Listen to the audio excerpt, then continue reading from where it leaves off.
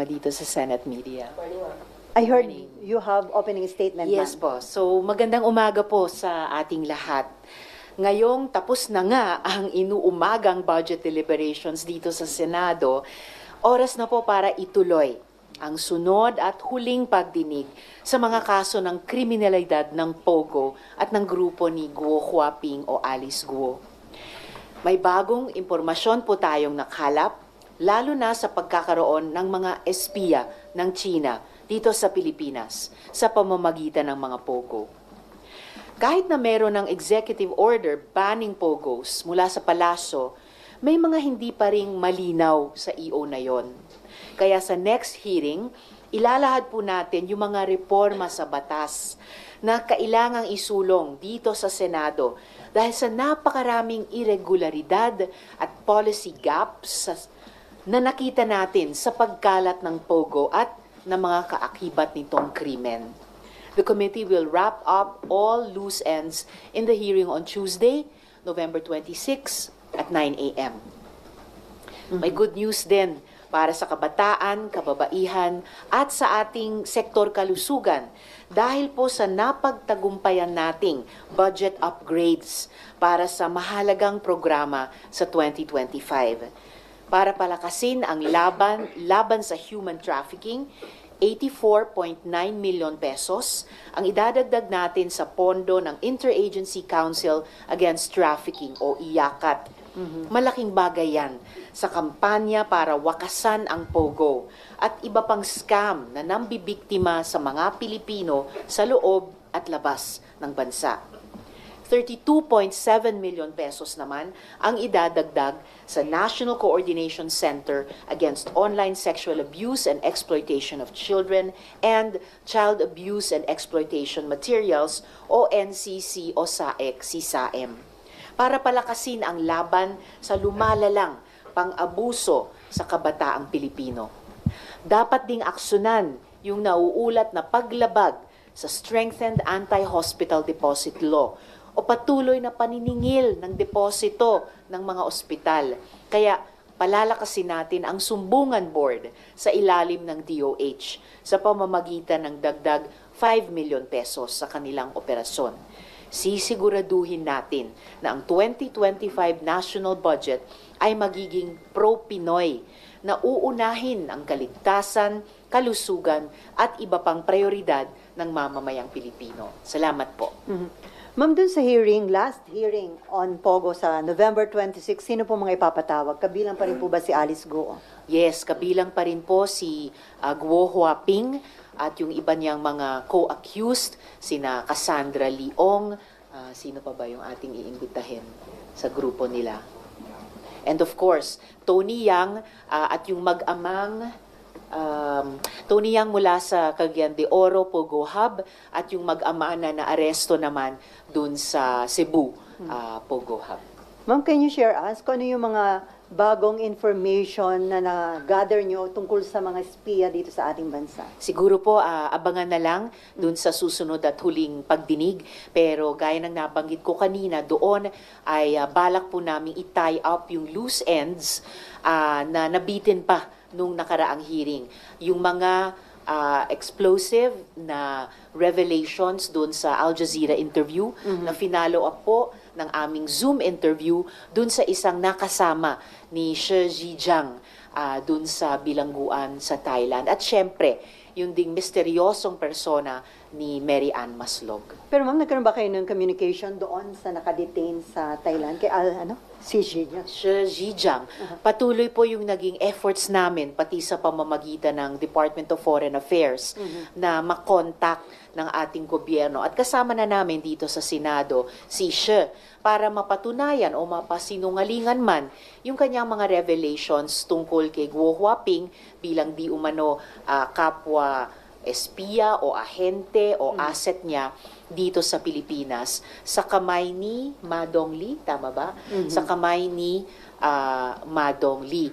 Naging mas urgent po yung pagsusumikap namin at sa pamamagitan sana ng ating mga executive agencies, makontak at makausap si Shi dahil nabalitaan ngang inilipat siya ng bilangguan. Opo.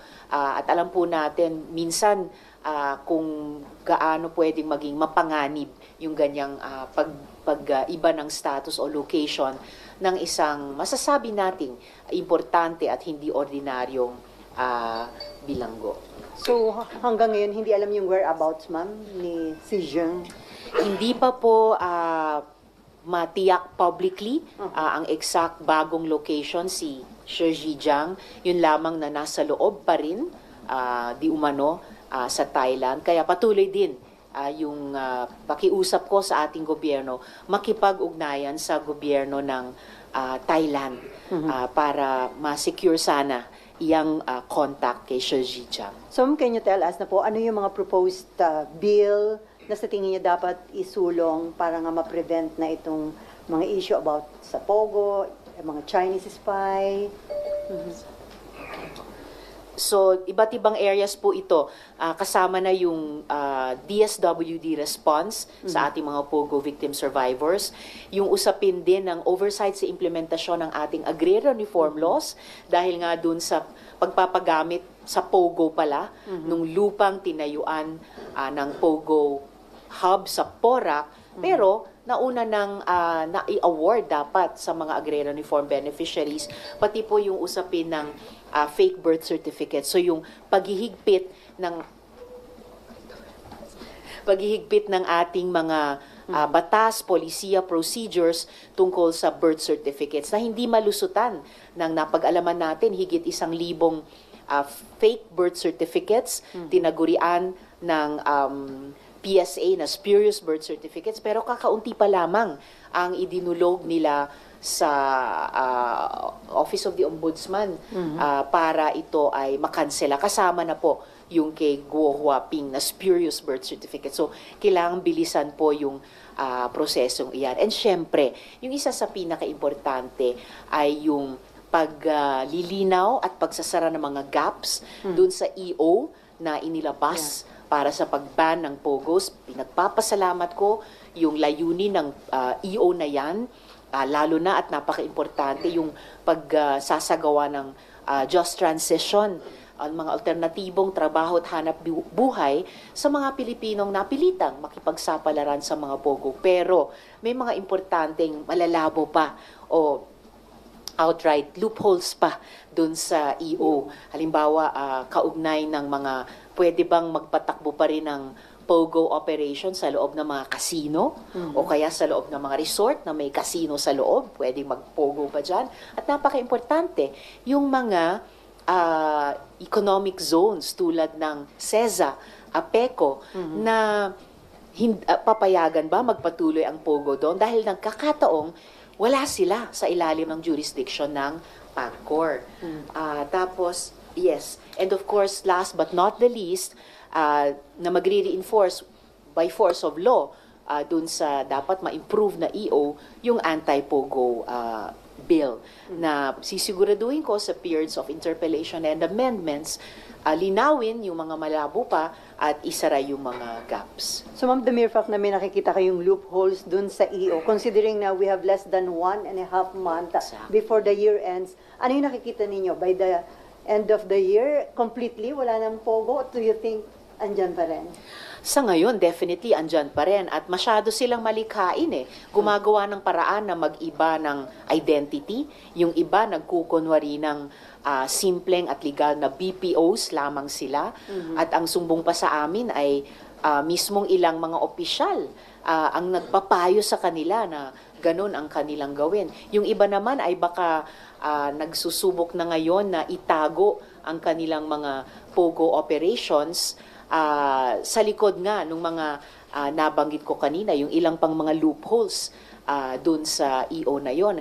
Alam po natin na hindi rin kabilis na maglikha at mag-provide ng mga alternatibong trabaho at hanap buhay.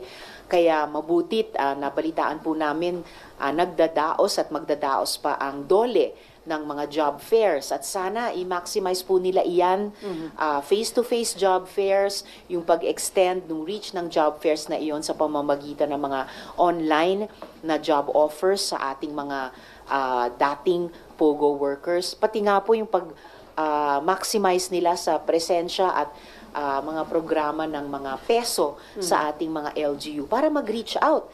Dahil alam natin, dahil sa mga raids na isinagawa ng mga otoridad, ang mga pogos ay hindi lamang dito sa Metro Manila, pati nga po dyan sa Cebu, sa Cagayan de Oro, at maaring sa iba pang mga lugar. Before RG, ma'am, government official, yung nagpapayo pa sa mga pogo, anong Yung gagawin? mga sumbong sa amin ay may mga government officials pa na nagpapayo sa kanila ng mga ganun. Bago na lang kayo ng forma, at least legally, bilang mga simpleng BPOs lamang. Pero nakatago sa loob nun ay mga POGO operations pa rin. Okay, RG. May microphone. Ma'am, follow-up lang dito. Kasi ma'am, nabanggit nyo yung policy gaps dun sa EO. And if we take that in the context of the other point that you made, which is may mga nagdi-disguise na as other legitimate businesses, it stands to reason to think na baka hindi kaya may pinaburan talaga yung EO as formulated na certain parties. Maybe it was.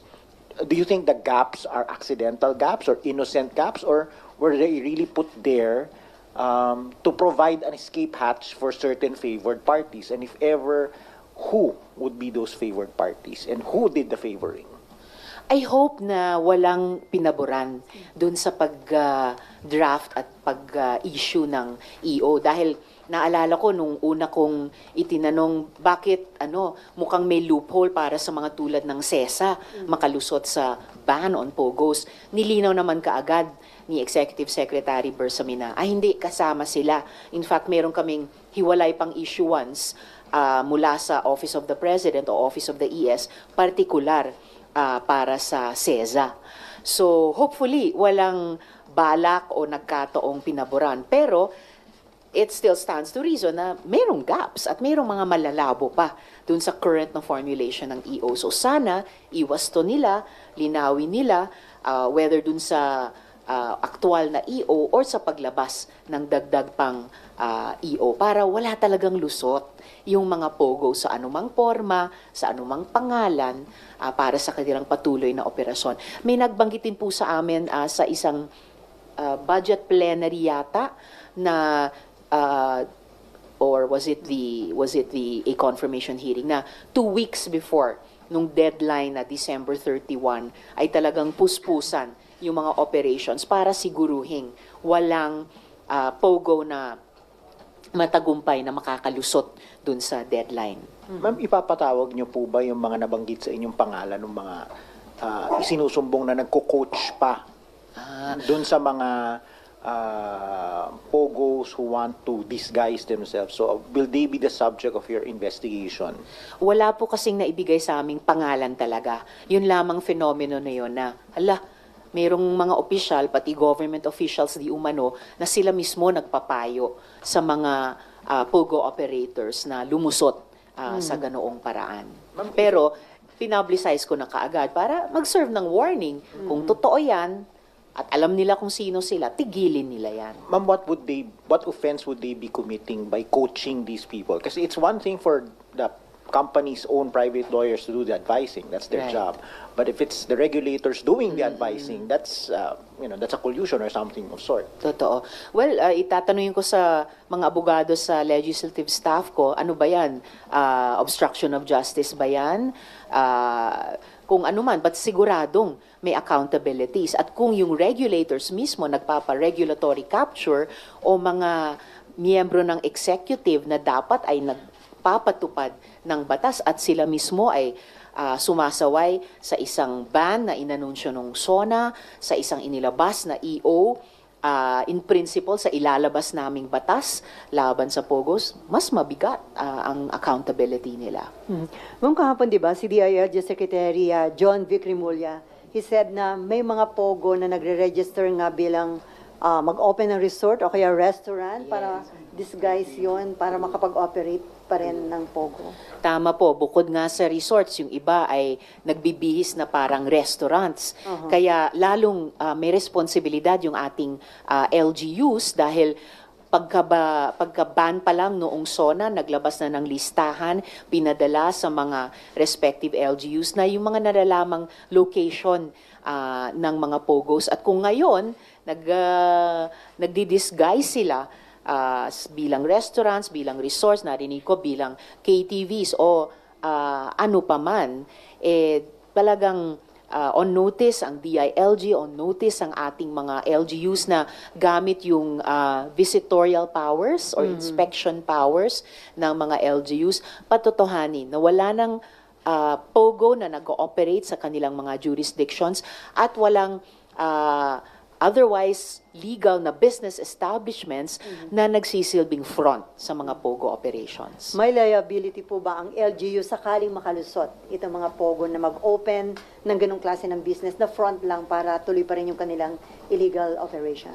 May liabilities ang LGUs at pati po yung DILG o ibang department ay nagbanggit nun sa isang hearing na naglo-look forward sila sa mga pag-amyenda sa local government code para mabigyan ng mas malakas, malinaw na mas malakas na kapangyarihan ang DILG o ang LGUs mismo na tukuyin, imbestigahan at kung mapatunayang may sala, disiplinahin yung mga local government officials na sa halip na tugisin ang mga POGO na isang illegal na economic activity na ngayon, ay bibigyan pa ito ng proteksyon o legal cover. Before Raymond, ma'am, the mere fact na sinabi nyo na may loophole kayong nakita doon sa EO ng Malacanang, it doesn't mean naman na nagdududo kayo sa sincerity nung utos ng Pangulo na ipagbawal na ang POGO sa bansa. Completely.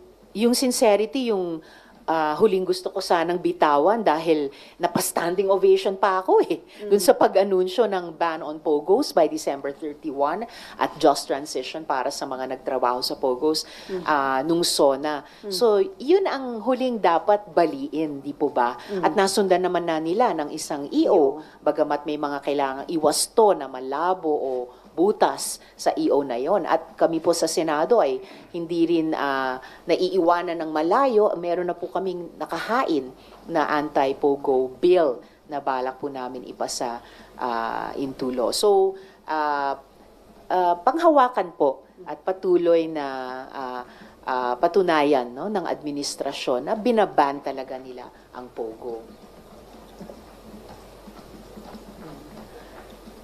At dahil nga po nasa proseso na yung anti-POGO bill, patuloy na mapapatunayan ng administrasyon ang sinseridad nila laban sa POGO sa pamamagitan ng pagsuporta sa panukalang iyon. Gusto ba nilang isama sa priority legislation ng LEDAC? Gusto ba nilang i-certify as urgent? Ito urgent talaga kasi kulang na. No? Gaya ng sinabi niyo, Ms. Sally, kulang na sa 1.5 buwan yung pagpapa-epekto talaga ng deadline. Okay, Raymond. Ma'am, going back to dun sa isyong para bang yung POGO is nagpapanibagong anyo. Tama ba na yung responsibility ng pagbabantay ay iatang lang sa LGU or other agencies should step in para magkaroon ng unified action against the operation of the guerrilla operations ng POGO? Other agencies have stepped in at kaya nakita natin itong nakaraang mga buwan bago pa inanunsyo yung ban nung SONA, yung pagkilos ng PAOK na nagsilbing bilang isang coordinating agency o lead agency dun sa interagency nila at humingi at nagpataw ng koordinasyon sa pagitan ng iba't ibang ahensya sa mga raids, sa pag-rescue sa mga victim survivors, sa pag-facilitate ng pag-uwi o deportation ng mga dayuhang na-rescue o na-aresto na either victim survivors o perpetrators. At mukhang i-institutionalize nila ito dahil sa isang hearing din nabanggit na mayroong interagency task force na magpapatuloy sa pagpapatupad ng ban na ito. Mukhang inaasahan din nila na hindi lahat ng POGOs ay susunod dahil kasama po sila sa pagpansin at pag-communicate sa amin at pag-communicate din sa publiko na yun na nga may mga moves na ginagawa yung mga pogo para makatakas dun sa ban na iyan. At kasama na nga po yung pagbabagong anyo, di umano, pagtatago sa loob ng mga legal na mga negosyo at iba pa. Recently, merong dalawang raid na naging controversial. One was in Malate and the other one was in Bataan. Ano ho ang nakarating sa inyong impormasyon hinggil sa, kasi may mga, well, kahapon nabanggit din ni Governor or Congressman Abet Garcia tungkol sa Bataan na very protective sila doon sa One Bataan na inoperate ng PAOK. Ano pong nakarating sa inyong impormasyon hinggil dito sa dalawang ito na raid sa supposedly Pogo pero may mga nagdidepensa sa kanila? Yung raid po sa Malate, ang naririnig ko po at itinanong ko rin actually na sa mga nakaraang hearings nitong linggo ay yung issue di umano ng koordinasyon na dahil ang PAOK daw ay dapat interagency o integrating o coordinating body, may ilang mga ahensya di umano na nagreklamo bakit, or rather ang PAOK ang nagreklamo sa at least isang ahensya, no, ang PNP, na kulang or wala daw koordinasyon at binanggit din po ng PAOK na may at least dalawa pang ahensya na dapat daw kinoordinata ng PNP pero hindi nila ginawa. So tingin ko importante para sa patuloy na mataas na kredibilidad nung polisiyang pagban ng Pogo, nararamdaman po natin ang suporta niyan mula sa publiko, mula pa nung mga pagdinig namin laban sa Pogo at Kinaguo Huaping. Importante na malinaw yung usaping iyan. Ano ba ang naging proseso? Ito po ba ay sumunod sa mga protocols na matagal na nilang matagumpay na inoobserbahan sa mga sunod-sunod na mga nakaraang raid sa Pasay, sa Bamban, sa Porac din, sa Cagayan de Oro, sa Cebu. At dapat yung ganyang ding mga protocols ay strictly naobserbahan dun sa raid sa Malate para rin maging mahigpit yung kaso na mabibuild up nila laban sa mga suspected na Pogo operators doon. Doon naman sa Bataan at syempre naman bilang kinatawan doon sa distrito nila ay ni-raise ito hindi lamang sa mga pagdinig pero pati sa confirmation hearing dahil nga ganun din, yun yung pinaka naging mabigat na reklamo ay hindi daw sinunod yung tamang proseso, yung klase ng warrant na dala sa raid, mga inireklamong pang-aabuso o pagmamalupit, hindi umanong pagpapakita ng respeto sa mga tao doon, pati daw na yung mga di umanong ni-rescue ay hindi naman totoong biktima ng human trafficking. So, at sinabi din ito ni Sec John Vic Remulla ng DILG, sila mismo ay nag-iimbestiga dito at ayon sa kaniya, mismo si Presidente daw ay nagsabing, alamin ko anong nangyari dyan, hopefully hindi naman suspension no sa mga raid sa ibang suspected Pogo hubs dahil nga nauubos, umiiksi ang panahon bago yung deadline. Meron ding impormasyon na importanteng klaruhin na sa mga nakaraang raids no na nagkaroon ng mga reklamo ay pero merong kasamang na aresto doon na mga personahe na kilalang mga scam personalities, scam operators sa ibang mga bansa dito sa Asia o sa ASEAN region. Kasi kapag mapatunayan yan, di mabibigyan ng pruweba o justification yung mga pag-raid. No? Ganun pa man, kahit yon ay mapatunayan, yung presensya ng mga scam operators na mga dayuhan sa mga raids na ito dito sa Pilipinas, importante pa rin o lalong importante na mapatunayan na walang irregularidad dun sa proseso ng pag-raid. Okay, Mav. Number, Raymond? Ay, sorry po, dagdag lang po, no? Okay. Nung hearing nga po, nangako din po si Sec. John Vic Remulla ng DILG na sila ay makikipag-coordinate sa mga national agencies. Gaya ng PAOK, Bureau of Immigration, at saka yung IACAT, Interagency Council Against Trafficking ng DOJ. Okay, Mav. Hi, ma'am. Ma'am, hello po. Hi, So, sorry. sa CA po kahapon, napag-usapan ninyo ni Sec. John Vic nga yung guerrilla operations ng mga POGO. Ma'am, ito pong mga to, nakikita nyo ba na same players? Are there still big fish like Alice Go na nagpapatakbo pa rin ng mga ganito? Oh, magandang tanong yan. At yun yung isang gusto naming maisara, mataliw, mabuhol na loose end dun sa huling pagdinig namin sa Martes tungkol sa Pogos at kina Guo Huaping. Dahil may big fish pa rin. At itong mga big fish ay nagpapatunay na yung mga Pogo hubs ay hindi mga stand-alone operations tulad ng napatunayan na yung ugnayan ng Bamban Pogo Hub sa Porac Pogo Hub, yung ugnayan ng Porac Pogo Hub sa Cebu Pogo Hub, in terms of mga interlocking directorates, in terms of mga dating nagtrabaho sa Porac na rescue muli sa Cebu. So yung tanong na sino o sino-sino ang mga big fish ay live question pa rin at susubukan naming tumbukin at maisara sa susunod na at huling pagdinig. Ma'am, sa ibang topic naman po, kanina nabanggit niyo rin yung job fairs Yes. para sa mga madi-displace na mga empleyado. Nabanggit po kasi sa budget hearing na baka hindi kaya nadi-discriminate sila, kaya sa mga job fair walang naha-hire kasi pag nakita ay dating POGO worker, wag natin tukunin. Hindi ko pa narinig yung issue o concern na iyon sa sino mang dating POGO worker na ngayon naghahanap ng trabaho o gustong magkaroon ng hanap buhay. Mabuti ni-raise iyon para ma-anticipate na at mapaghanda ang tugunan yan.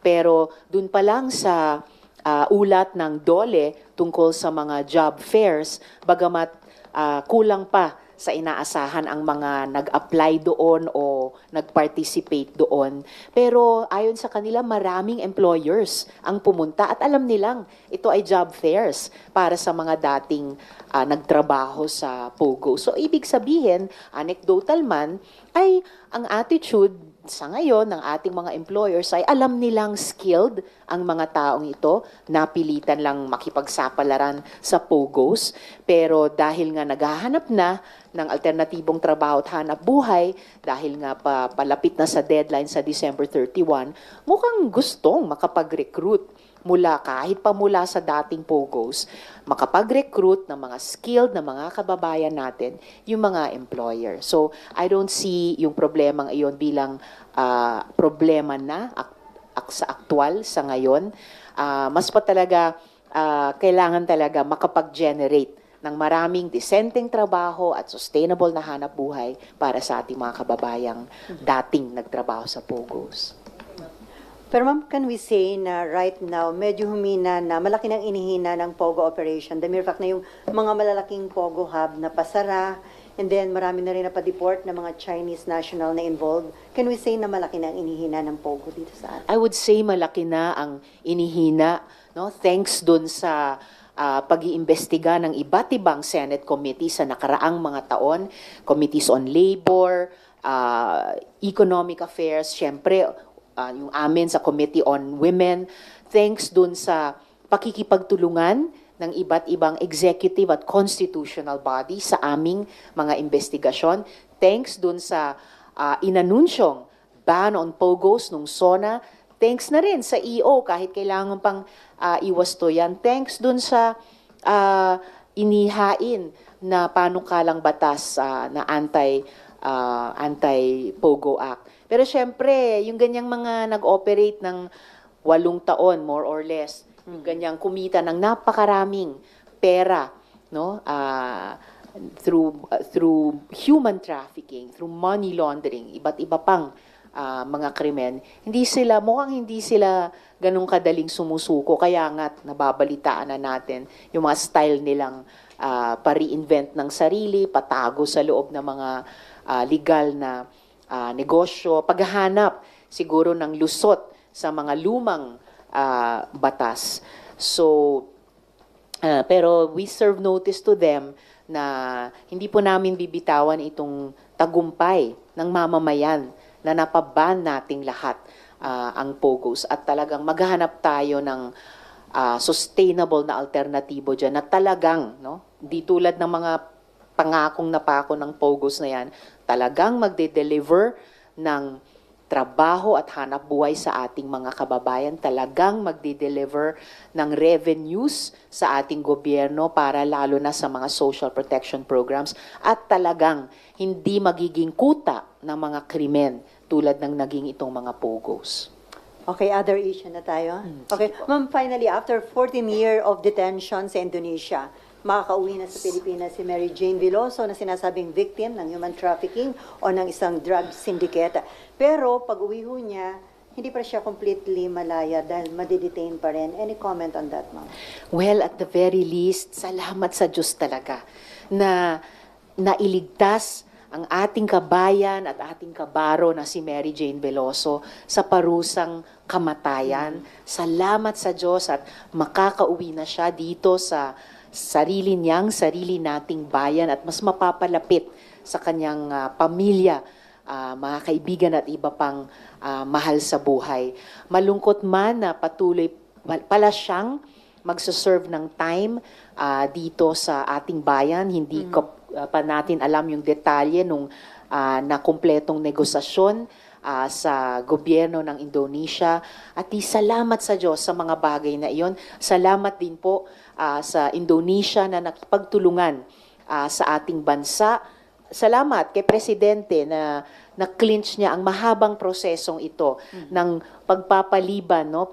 Pagpipigil na mapataw yung parusang bitay kay Mary Jane Veloso at sa wakas na iuwi siya dito sa ating bansa. Dahil siya ay madetitina pa rin pala dito sa ating bansa. So, ibig sabihin, maidadagdag na siya, si Mary Jane Veloso, sa ating mga kababayan na persons deprived of liberty kung bakit pinaglalaban din natin ang mga reforma sa ating penal system. Yung kanyang sobrang mahirap na naging kwentong buhay so far ay magbibigay din sa atin ng dagdag na rason na ilaban ang mga reforma sa mga batas tungkol sa problematic drug use na talagang mas public health approach, hindi solong law enforcement lamang. Tulad ng nakita natin, ang pinakagrabing ehemplo nun, yung madugong war on drugs nung nakaraang administrasyon na nagbunsod ng napakaraming extrajudicial killing. So, but overall, salamat sa Diyos, Mary Jane, na ligtas ang buhay mo, makakauwi ka dito sa ating bansa. Ma'am, sinasabi na her freedom is now in the hands of the President. Should the President grant her clemency? Well, isa-isa muna, iselebra muna natin yung kanyang pagligtas at pag-uwi dito sa atin. Hindi ko alam kung aaralan na ng Office of the President yang usapin ng clemency. At kung pinag-aaralan man kung kanilang gagawin, edi dagdag na bagay na ipagpapasalamat po natin. Bagamat makakauwi na si Mary Jane, pero initially yung family nag-express ng fear dahil baka daw pag nandito na malagay sa alanganin yung buhay dahil baka daw balikan nung sindikato na bumiktima sa kanya. So ano pong dapat gawin ng government o ng mga authorities para ma-alleviate yung kanilang fear na yun? Dapat bigyan ng mga otoridad ng partikular na pansin ang proteksyon. Proteksyon sa buhay ni Mary Jane. Kung iniligtas natin siya sa parusang bitay sa ibang bansa, dapat maproteksyonan din ang buhay at kaligtasan niya dito sa ating sariling bayan. At dahil siya nga ay naging biktima sa human trafficking, dagdag din na dahilan na pagpursigihan talaga ng gobyerno ang pagbuwag at pagpaparusa sa mga sindikatong iyan ng human trafficking, yung mga drug syndicates na iyan na hindi na target at hindi nabuwag dyan sa nakaraang madugong war on drugs. At sa halip, mga mamamayan tulad ni Mary Jane Veloso ang nahuli no, sa trap ng mga drug syndicates na yan, kaya't umabot sa ganitong mapait at matagal na pagdusa. Pero ma'am, wala kayo nakikitang basis para i-review o i-amend yung batas against human trafficking? Dahil alam ko, may sapat na ngipin yung ating batas laban sa human trafficking, ma'am. Kamakailan lamang ay inamyendahan natin yan para lalong palakasin yung batas against trafficking in persons at nagagamit nga kahit sa mga kasalukuyang mga investigasyon namin dito sa Senado. So kung sa kwentong buhay ni Mary Jane Veloso ay mapupulot pa tayong mga leksyon at mga dapat amyendahan kahit sa kamakailan lamang inamyendahang batas against trafficking in persons, why not?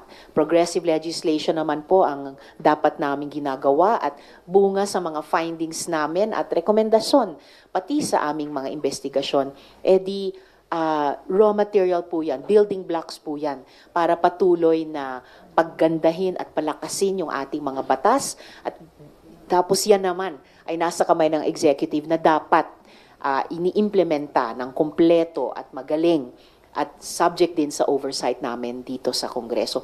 And recently nga, gaya ng nabanggit ko kanina, pinupondahan din po namin sa pamamagitan ng budget. Ma'am, recently, tinerminate nyo na investigation sa mga complaints against Pastor Apollo Kibuloy. So, meron na po bang committee report ang Committee on Women? So, kasalukuyan din po namin isinusulat yung committee report ng aming investigasyon laban kay Apollo Kibuloy. Pero ito po ay harinawa magiging pampayaman sa kasalukuyang mga prosesong umaandar na laban sa kanya at para magbigay po ng hustisya sa kanyang mga ibiniktima, mga babae, mga dati menor de edad, mga manggagawa na nagtrabaho sa kanyang iba't ibang mga negosyo dito sa Pilipinas at sa ibang mga bansa. At mga bata pa rin na pinangakuan makapag-aral pero hindi na pinaaral, sa halip ay pinalimos dito sa ating bansa at pati sa iba pa. Kailan po matatapos yung committee report at mapapaikot sa mga committee members, ma'am? Hanggat maaga. Before the year ends, ma'am? Tingnan po namin kung kakayaning before the year ends.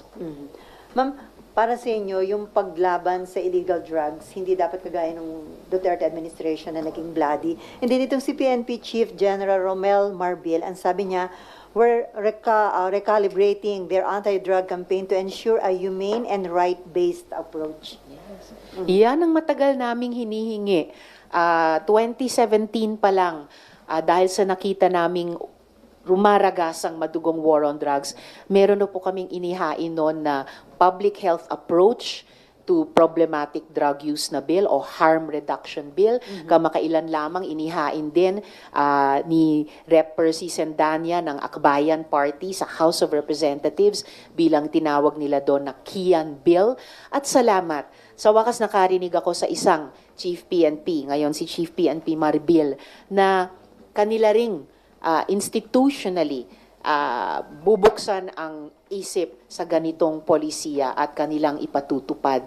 Dapat lamang na humane dahil ang problematic drug use ay pangunahin sa lahat isang public health problem at dapat public health approach kasama na ang harm reduction ang gamitin dito. Salamat naman ay magiging rights-based ang approach sa problematic drug use. Dahil kahit ang mga suspected na drug user o maliit na drug pusher ay may karapatan din bilang tao at kapag suspect sila, kahit pa mapatunayan sa kaso na guilty sila, ay mayroong due process tayong inoobserbahan. Yung atin din pong mga PNP officers at personnel on the ground ay gayon din, mapapakinabangan nila itong humane at rights-based approach dahil mas magkakaroon ng tibay ang moderno at evidence-based na police enforcement.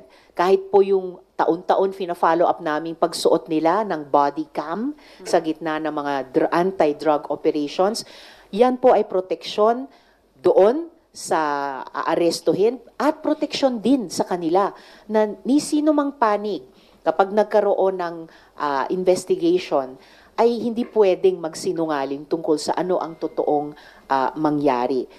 Proteksyon para dun sa subject ng law enforcement operations, protection din sa ating mga law enforcers.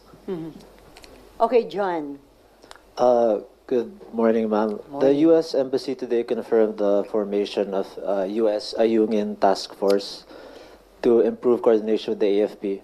So how do you expect this to deter Chinese aggression in the South China Sea?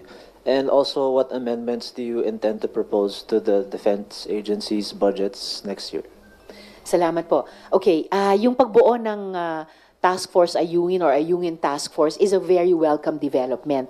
Dagdag po yon sa peaceful, non-violent, non-armed, but effective na toolkit na nabubuo ng Pilipinas ng mga political at diplomatic actions na tinetake na natin at pwede pang itake para igiit at itaguyod yung tagumpay natin sa Hague.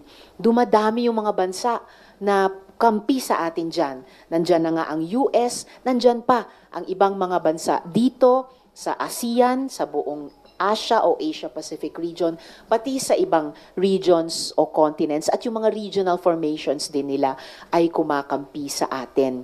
Dumadami yung mga bansa na nagsasagawa, pipirma talaga ng formal na kasunduan, tapos nagsasagawa ng joint naval operations, joint marine patrols, joint na pagpapatrolya ng mga coast guards natin.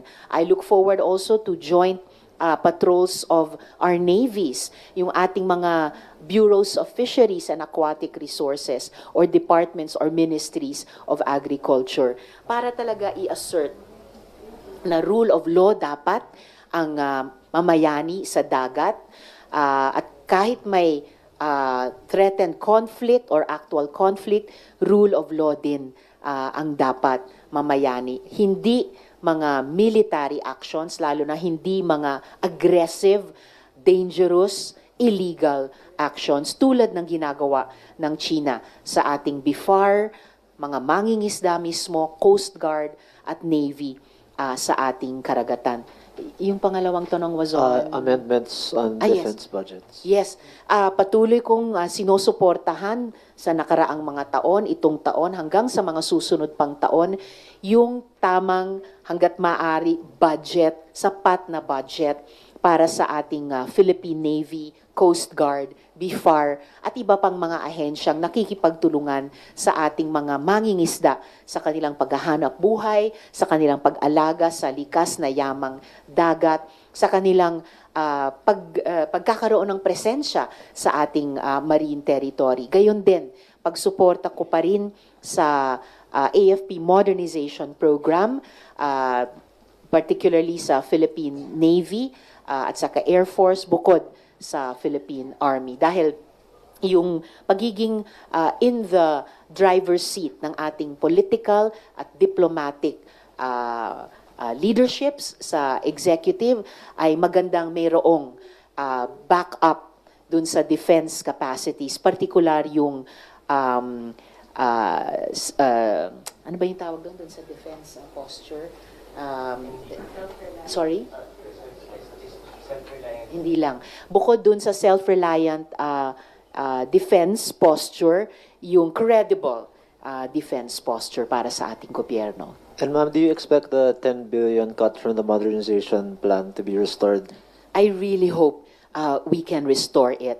Dahil huling-huli na nga yung Horizon 2. Meron pang mga natirang programa sa Horizon 1 na hanggang ngayon hindi pa napapatupad. Yung Horizon 2 na nakatutok sa West Philippine Sea, ang dami-dami pa palang programa dong hindi pa napatutupad. Nasa Horizon 3 na tayo. Kaya nag-re-horizoning process na rin po ang DND at AFP. Kailangan naman natin, no, kahit year on year over the next few years, humabol para talagang maabot natin yung credible defense posture at maabot natin sa panig ng gobyerno at pati ng ating private sector yung self-reliant defense posture. Unanimous, ma'am, yung decision. ng mga senator doon sa pagbalik ng 10 billion? Mafa-finalize pa po yun dun sa, hanggang sa BICAM, but I'm hoping na magkakaisa kami ng House panel sa usaping ito. At dagdag po doon, ang final na sa Senate version ay nagbigay ang Senado ng 100 million pesos dagdag para sa intelligence funds ng Coast Guard. Okay, RG? Balikan ko lang yun sa budget, ma'am. Yes po. First question po. What are your, in general, what are your proposed amendments going into the period of amendments sa plenary? Okay. Well, kung pwede ko lang balikan ito. Yung mga Ang na-mention. ang proposed amendments ko na carried na dun sa Senate version, 84 million pesos dun sa IACAT, 32 million pesos sa National Coordination Center, NCC o SAEC, SISAM, at 5 million pesos, ito naman sa kalusugan pala. Ma'am, but after everything we heard in the last 2 weeks, kasi yan po nabanggit nyo, I think that's in the committee report already. Are there any new amendments that you envision during the period of amendments? Yes. At ito po lumabas nung isang madaling araw din. Sorry, basahin ko lang muna para I can take off my glasses. Sa Monday na, ma'am, di ba? Yung period of amendments. Sa Monday. And then Okay. third and final, susunod. So yung isang dagdag na ipapanukala kong amyenda at lumabas ito sa isang madaling araw na interpellation sa CHED, Commissioner on Higher Education, ay realignment ng, sorry, 2024. Okay. So, lumabas po kasi sa interpellation, malaki pa yung deficiencies, budget deficiencies ng ating mga state colleges and universities. So, balak ko pa rin magdagdag ng panukalang amyenda na i-realign. Sorry, I'll just use my glasses. Go ahead, Pasensya. ma'am. Hindi ko ma-memory yung mga numbers eh. Okay. FHE. Okay. So yung isang dagdag kong bagong amyenda ay yung realignment ng pagpopondo ng mga natitirang free higher education o FHE deficiencies ng mga state universities, state colleges and universities, at least for years 2024 to 2025, para siguruhin lang yung FHE ng mga estudyante sa SUC. So ito realignment mula sa CHED in general, papunta dun sa SUCs. Isang pamilya din lang naman sila sa budget. Ma'am, second point. During the hearing on the session on the OVP budget, Yes. two of your colleagues already manifested their intent to seek amendments. And they being allies of the Vice President, presumably they will want to increase, if not restore, whether in part or in full, her budget. So, what are your preparations for this? What do you intend to do insofar as the OVP budget is concerned? I think sapat na yung current level ng proposed budget ng OVP. Nakapag-operate na nga ang ibang mga OVPs in previous administrations sa ganyang level lang. At hindi ko na binago pa yung lumabas sa House version na may mga pondo sa propose sa programa ng OVP na mukhang repetition ng mga existing programs ng ibang mga department na bagamat dun inilagak, pero kumbaga parang anong tawag doon, naka-target, ano yung term na yon? Sorry? No. Yes. Bagamat may mga amounts mula sa budget ng OVP na inilagak dun sa mga department na may parehong-parehong programa, pero naka-earmark naman para sa beneficiary identification ng OVP pa rin.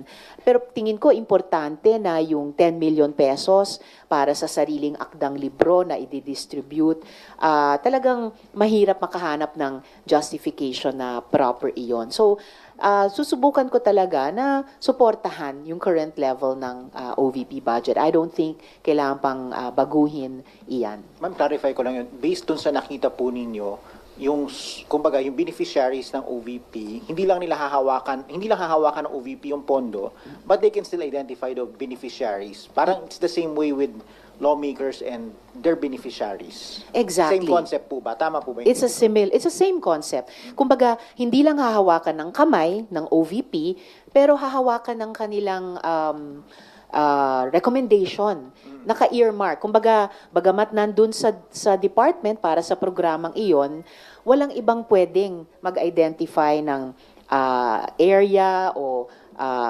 kung partner LGU ba yan, at ang LGU mag-identify ng beneficiaries, kundi ng OVP. So, kumbaga, mahahawakan pa rin niya in principle. Ma'am, my last question on a similar topic, similar but related.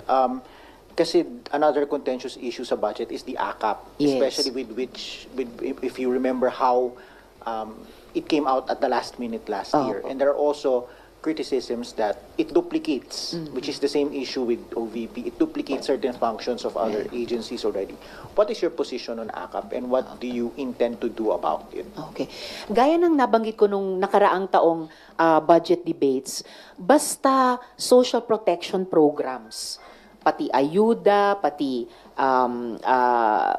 livelihood, o kung ano man, emergency assistance sa sakuna, basta social protection at tulong sa ating mga kababayan, suportado ko yan. Saan mang department o opisina properly mailagak yan at para sa kanilang pagmamanage.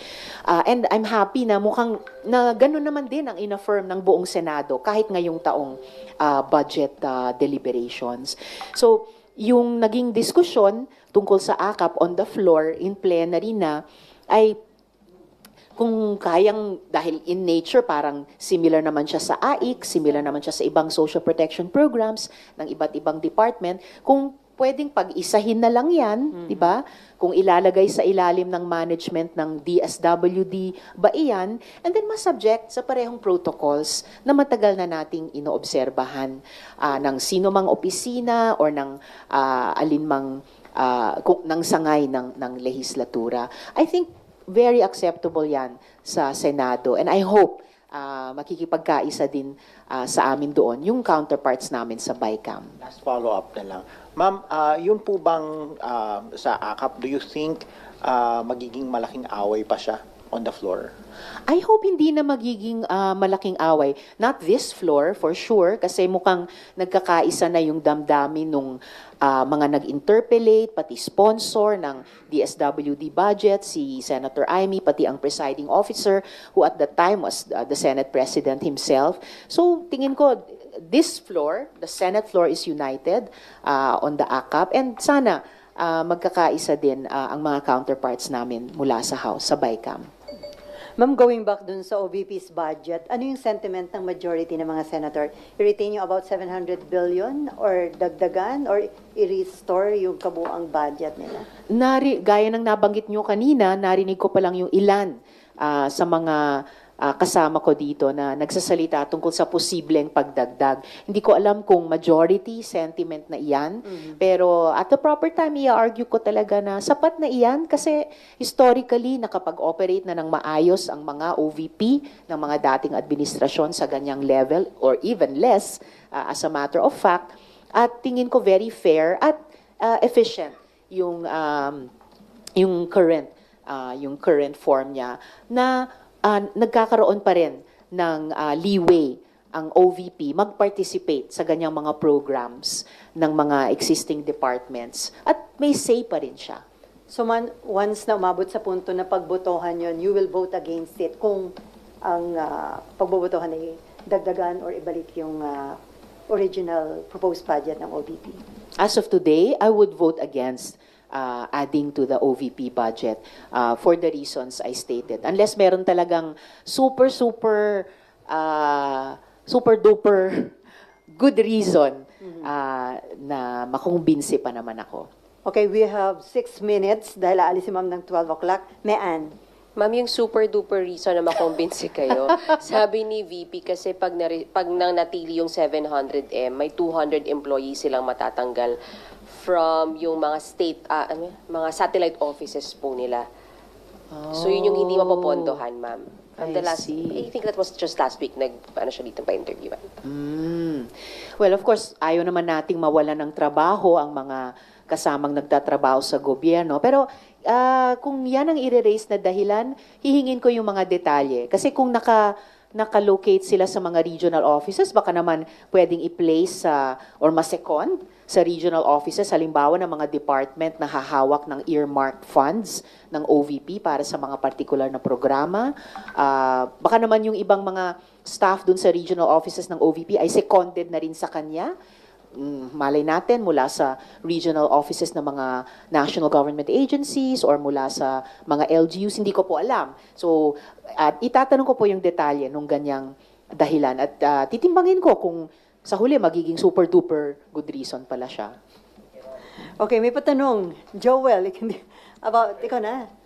Ma'am, dun sa resolution nyo about GCash, so kailan yung hearing at sino yung mga ipapatawag daw po doon? Okay.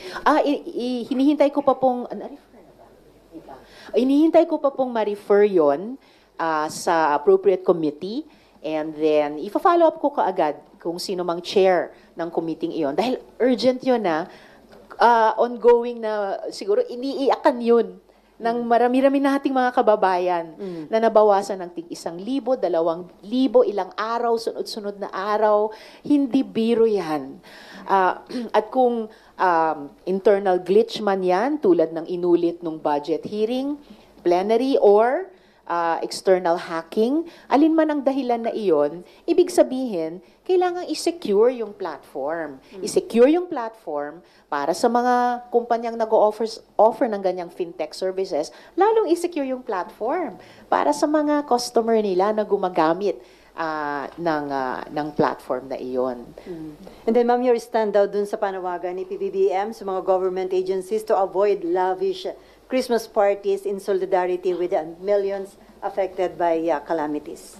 Super duper agree. Matagal nang forever ino-observe yan ng office ko and baka yung ibang mga opisina dito sa Senado. And I hope na all throughout the government, mula Office of the President hanggang sa mga LGUs natin, maobserbahan namin yan.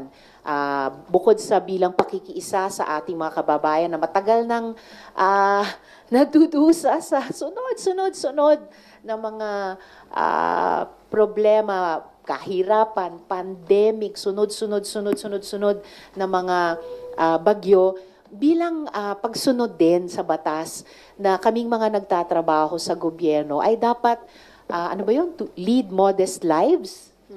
To lead modest lives na we live within our means at kami po ay mamuhay ng simple bilang pakikiisa sa ating mga kababayan na aming sinisilbi, lalo na yung karamihan na ang hirap-hirap pa rin, hindi lang tuwing Pasko.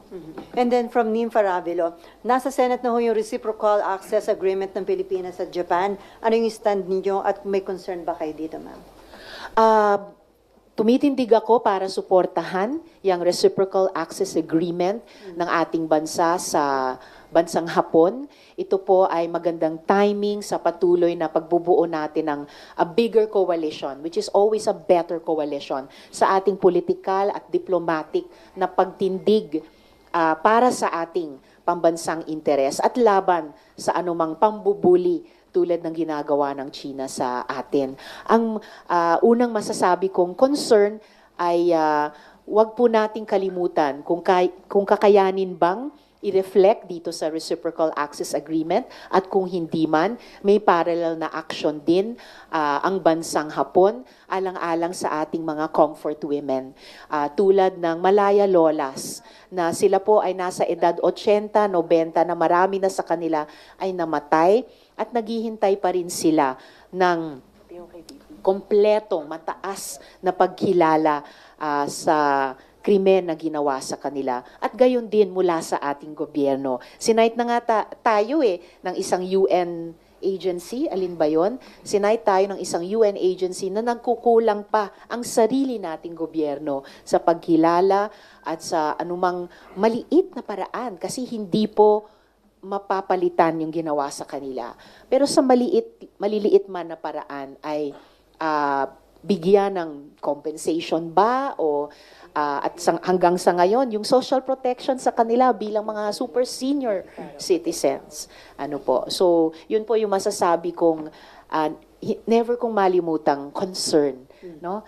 Sa anumang mabuting development sa ating foreign relations sa bansang Hapon. 11:59, ma'am. Pwede pa daw isa from Channel 13? Yes.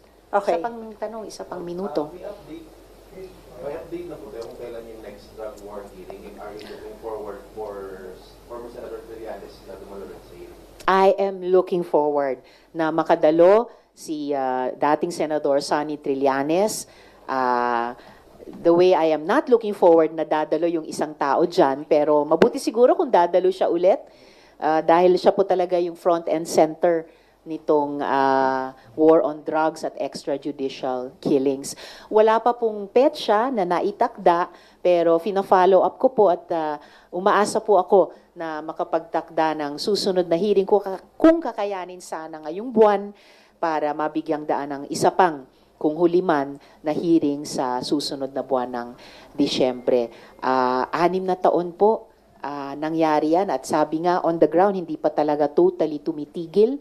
Mas tahimik lang dahil di umano mas kaunti pero basta EJ case, basta war on drugs, even one is too many.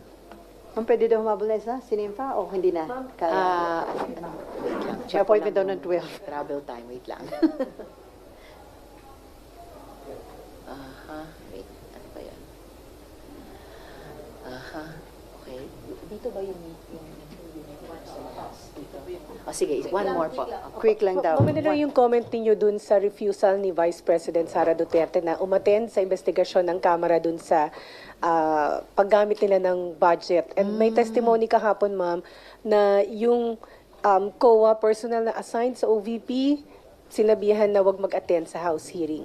Naku po, yung ganyang mga style tulad ng ginawa nung ama niya ni Duterte nung panahon halimbawa ng Blue Ribbon Committee hearing sa Farmally investigation, meron pong limitasyon sa executive privilege.